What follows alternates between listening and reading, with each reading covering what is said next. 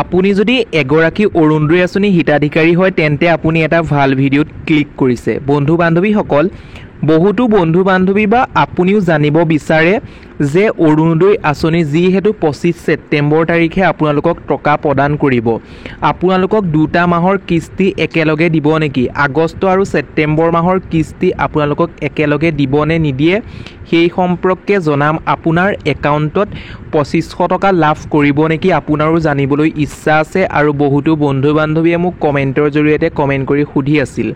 এতিয়া বন্ধু বান্ধৱীসকল, ভিডিঅ'টো সম্পূৰ্ণকৈ জনাৰ আগতে আপোনালোকক সৰু এটা ৰিকুৱেষ্ট কৰোঁ, যদি আপুনি আমাৰ ইউটিউব চেনেলটোত প্ৰথমবাৰৰ বাবে ভিজিট কৰিছে তেন্তে আমাৰ ভিডিঅ'সমূহ নিয়মীয়াকৈ লাভ কৰিবৰ বাবে আপুনি আমাৰ ইউটিউব চেনেলটো ছাবস্ক্ৰাইব কৰি কাষতে থকা বেল বটনটো প্ৰেছ কৰি অল অপশ্যনটো ক্লিক কৰিবলৈ নাপাহৰিব।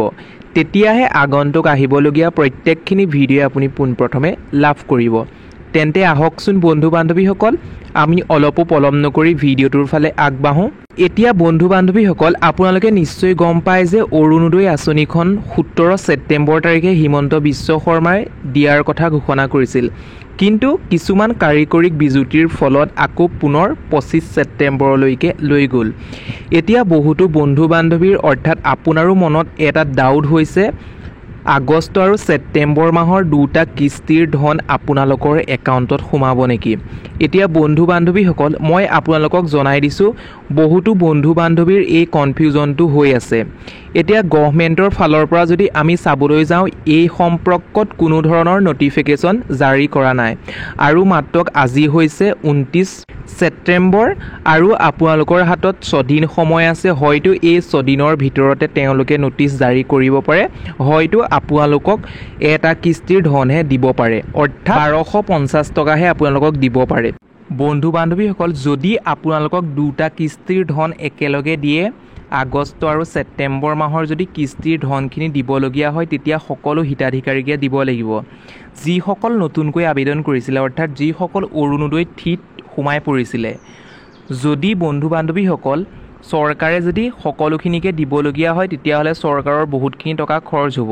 সেইবাবে হয়তো আপোনালোকক ছেপ্টেম্বৰ মাহৰহে টকাখিনি আপোনালোকক প্ৰদান কৰিব। প্ৰথম অৱস্থাত দি আছিল অৰুণোদয় 1 আৰু 2, আৰু অৰুণোদয় 1 আৰু 2ত সকলোখিনিক ভেৰিফাই কৰি অৰুণোদয় 3 লৈ আনিলে।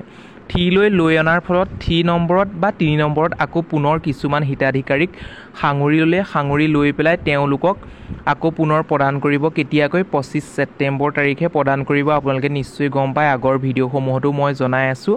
এতিয়া কথা হ'ল, সেই 25 ছেপ্টেম্বৰ তাৰিখে যদি আপোনালোকক প্ৰদান কৰে তেতিয়াহ'লে যদি আপোনাৰ একাউণ্টত টকাখিনি নোসোমায় তেতিয়াহ'লে আপোনালোকৰ যিটো ব্লক আছে, ব্লকত এটা অৰুণোদয় কেন্দ্ৰ তেওঁলোকে স্থাপন কৰিব।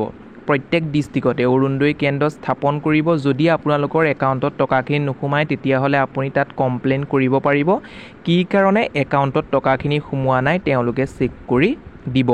নিশ্চয় বুজি পালে? এতিয়া কথা হ'ল, ইয়াৰ মাজতো মই এটা কথা আপোনালোকক কৈ থৈ যাওঁ, আগৰ ভিডিঅ'সমূহত মই জনাইছোঁ যদিও আকৌ আপোনালোকক কৈ থৈ যাওঁ, কিছুমান বন্ধু বান্ধৱীৰ 1 ৰুপিজ ক্ৰেডিট মেছেজটো তেওঁলোকৰ মোবাইললৈ নাই অহা। কি কাৰণে অহা নাই? আপোনালোকৰ বেংকৰ কিছুমান টেকনিকেল ইছ্যু থাকিব পাৰে।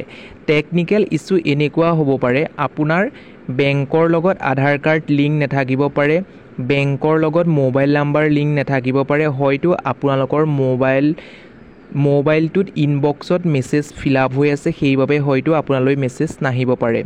এতিয়া প্ৰথম কথা হ'ল, আপোনালোকক এক্সাম্পল হিচাপে দি থৈ যাওঁ, এটা কথা কৈ থৈ যাওঁ, যদি আপোনাৰ একাউণ্টত যদি টকা নোসোমায় আপোনালোকৰ কি হ'ব? DBTৰ জৰিয়তে চৰকাৰে একাউণ্টত টকাখিনি সোমোৱায়। ধৰক আপোনাৰ SBI আৰু PNB দুটা একাউণ্ট আছে। আপুনি PNB একাউণ্টত আধাৰ কাৰ্ড লিংক কৰি থৈছে কিন্তু SBIত লিংক কৰা নাই। এতিয়া আপুনি অৰুণোদয় আঁচনি এপ্লাই কৰোঁতে দিছিল কি একাউণ্ট? SBI একাউণ্ট, কিন্তু আপোনাৰ টকাখিনি সোমালে ক'ত? PNB একাউণ্টত। মানে কি কাৰণে PNB একাউণ্টত সোমালে?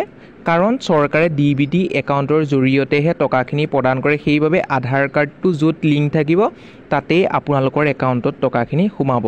যেনে ধৰক বৃদ্ধ পেঞ্চনেই হওক, বিধৱা পেঞ্চনেই হওক, আৰু গভৰ্ণমেণ্টে যি ঘৰ দিয়ে সেই তেনেকুৱা ধৰণৰ স্কিমৰ টকাখিনিও তাতেই সোমাব। সৰু এটা ইনফৰমেশ্যন দিলোঁ, আপোনালোকক জনালোঁ। এইটো জানিবলৈ আপোনালোকৰ ইচ্ছা গৈ আছিল যে চৰকাৰে 2 মাহৰ টকা দিবনি বা 2500 টকা অৰুণোদয় প্ৰদান কৰিবনি সেই সম্পৰ্কে জনালোঁ। ইয়াৰ মাজতো যদি কিবা কনফিউজন আছে জনাব কমেণ্টত, মই আকৌ নতুন ভিডিঅ' আপোনালোকৰ বাবে লৈ আহিম।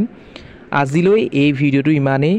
যদি আপুনি আমাৰ ভিডিঅ'টোত নতুনকৈ ক্লিক কৰিছে বা আপুনি ভিডিঅ'সমূহ নতুনকৈ চাইছে তেন্তে প্লিজ আমাৰ ইউটিউব চেনেলটো ছাবস্ক্ৰাইব কৰি কাষতে থকা বেল বটনটো প্ৰেছ কৰি অল অপশ্যনটো ক্লিক কৰিবলৈ নাপাহৰিব।